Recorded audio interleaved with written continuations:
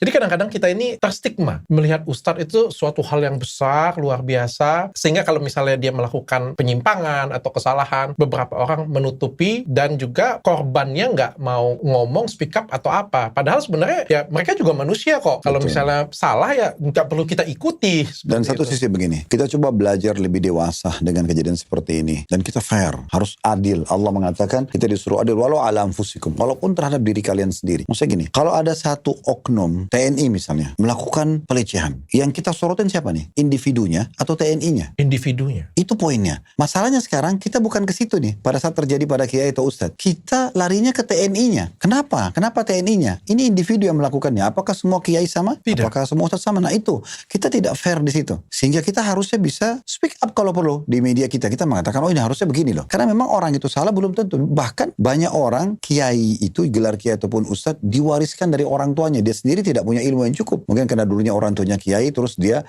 besar di pesantren itu mungkin dia tidak cukup ilmu seperti ayahnya, tapi dia pewarisnya.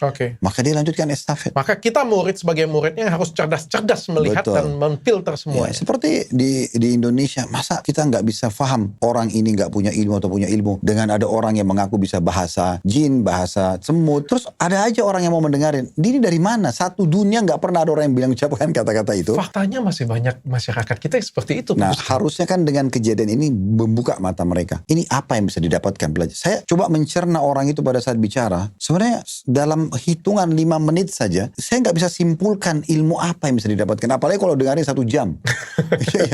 Jadi saya masih bingung kok ada orang masih bisa mendukung atau memahami ini dari mana gitu. Dia datang ke sesuatu yang tidak ada sama sekali. Ilmu itu terwariskan dari Nabi Muhammad SAW dan para sahabat itu estafetnya sama. Sama dia harusnya. Karena itu turun-temurun. Sholat itu akan sama terus. Ini akan sama terus. Semua akan sama. Yang halal sama, yang haram sama, tidak ada perubahan. Nah itu yang benar tuh. Karena mereka berargumentasi dengan wahyu. Tapi kalau sudah tidak pakai wahyu, nah ini menjadi masalah ini.